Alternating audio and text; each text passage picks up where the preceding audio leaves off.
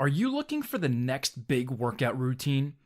Are you always trying to find something new to do in the gym? Today, I'm going to explain why you can use the most simple workout routine available and still get massive gains.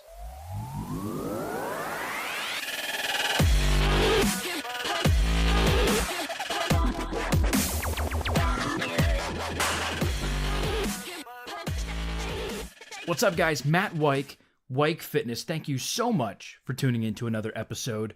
So, as you heard on the intro, I can't tell you how many times people come to me and they say, hey, I want a new workout routine. I've been doing this. I've been doing that. It seems too basic. I'm ready for an advanced routine to help take my muscle building efforts to the next level. And it leaves me chuckling, I guess you could say, because a lot of people, I guess they truly don't understand how the human body works. Listen, I could give you the most basic workout routine possible, and I could have you do it month after month after month, and you could still get massive size gains. Now, here's where the but comes into play. Not the body part, but as in B-U-T. If you do the same thing every week, every month, then you can expect to see no results at all. If you take something like a chest movement, say a bench press, you take a back movement like a pull down, you do a shoulder press for shoulders, you're doing squats for legs. I mean, you name it. You could go through some of the most basic exercises that are out there today. You could even use machines. You don't even have to use free weights.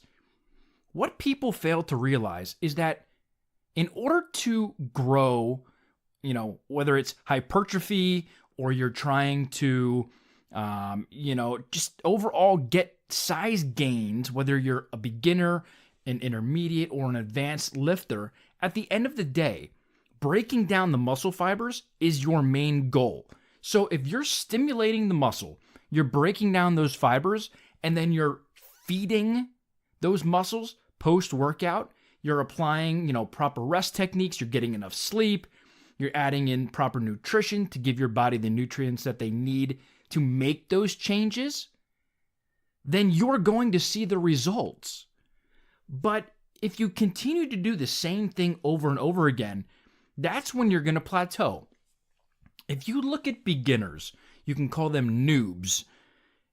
Anything that they do during, their beginner phases of a workout program is going to give them results. Now, they're going to come to a point where they hit that plateau, and for starters, they're not going to see continuous strength gains like they did, and they're not going to see the size gains that they did, and then they're going to be like, oh man, what's going on? Why am I not seeing any progress anymore? And really, they can continue to use those same movements, those same exercises, but you just have to change it up. So for instance, maybe you do drop sets. Maybe you're using a pyramid technique with, each exercise. Maybe you're going to do more of a slow eccentric portion of the movement, such as where you're lowering the weight.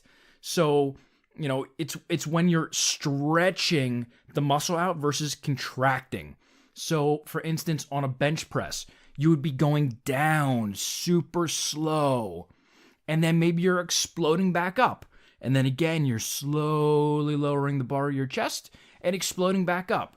Maybe you're starting out super heavy. You're going somewhere around an 8 rep type of max lift. And then for your second set, you're going to lower the weight slightly. You're going to push for 10 reps. And then again, you're going to lower the weight a little bit for the third set. Maybe you're going to push for 12 reps next time. Maybe you're doing the reverse.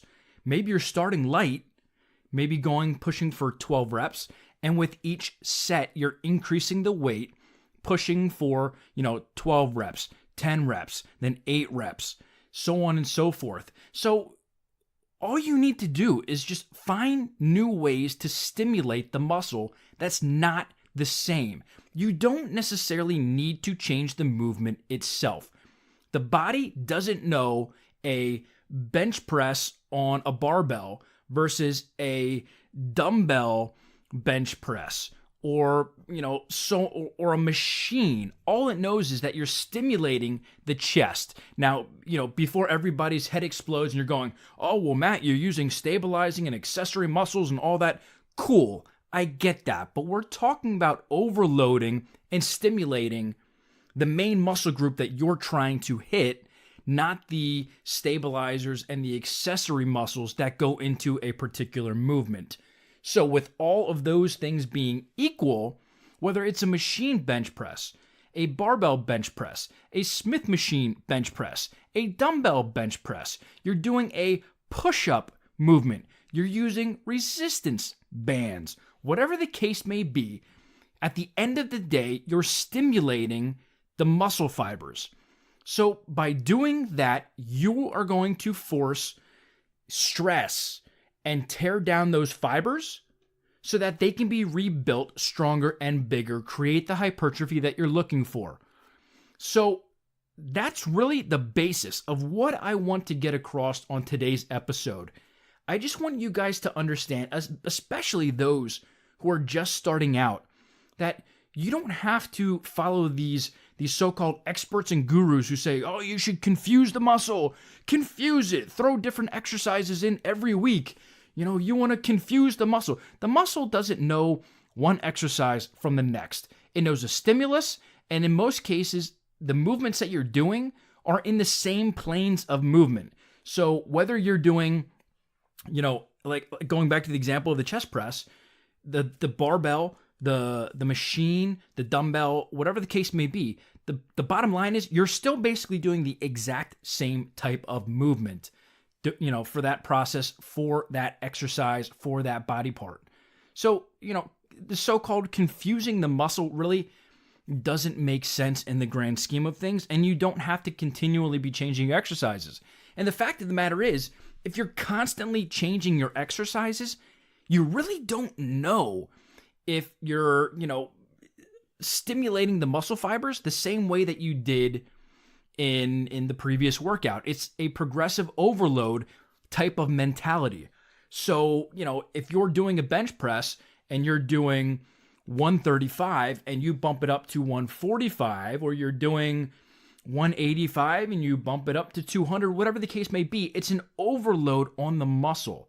So the muscle is going to change and adapt to the stimulus and the forces that you put on that muscle itself. So if you're doing, say, a squat one week, and then the next week you're doing a hack squat, the following week you're doing a sumo squat with a dumbbell, the next week you're doing Smith machine squats, and this whole muscle confusion type of thing where you're constantly changing the exercises, you could actually be doing your body not more harm, but not progressing like you would want, because you're going to be using a new weight every single time because of how that exercise and how that movement, is actually made. So, if you're using, say, 135 or whatever on a squat and you're just starting out, if you move over to, say, a leg extension and you're using a different weight, you really don't know if you're going through the motion and stimulating the muscle the way that you did the previous week. So it's not a progressive overload, and you could actually be going backwards. Now, that's not to say that you're still not stimulating the muscle fibers, but if you want to have a progressive overload, that might not be the best way for you to actually train.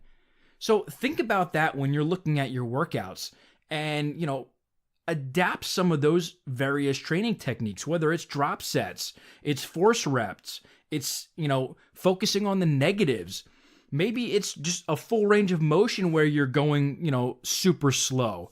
Maybe you're doing a pyramid type of workout. Whatever the case may be, don't worry so much about changing the exercise as much as changing the method and the technique used during those exercises. So that's all I really got for today. I wanted to just quick touch on this because I feel it's a pain point for so many people that, they're constantly trying to find new exercises and just do, weird techniques in the gym that could potentially harm them because you're not doing something that the body is used to doing, and you're compromising your form, or you're compromising the position that you're putting your body in, whatever the case may be. And really, you should just focus on, the core movements. Those simple workouts can easily become advanced workouts by using some of those various training techniques. So implement some of those into your training, especially if you're finding that you're plateauing on whatever workout you're doing. Just change it up, and then, keep progressing, keep, overloading the muscle, stimulating the muscle fibers, breaking it down, and then refeeding it following post-workout. So I hope you guys are having a fantastic rest of your day. Check us out on social media at Weik Fitness. If you're listening to this on our podcast over on iTunes, hopefully you're a subscriber. That way you see this in your phone every single week. If you're on YouTube, please subscribe. I would love to grow my subscribers up on YouTube.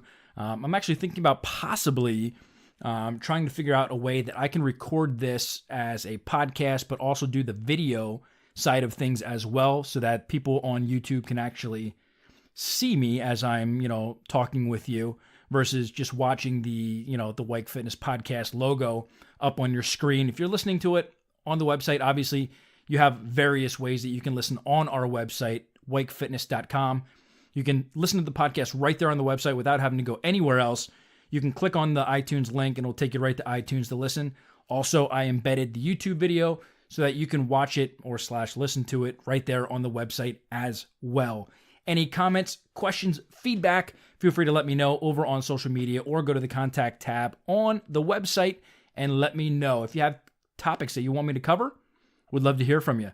Until next time, hope you guys are having a fantastic rest of your week, and I will chat with you next week.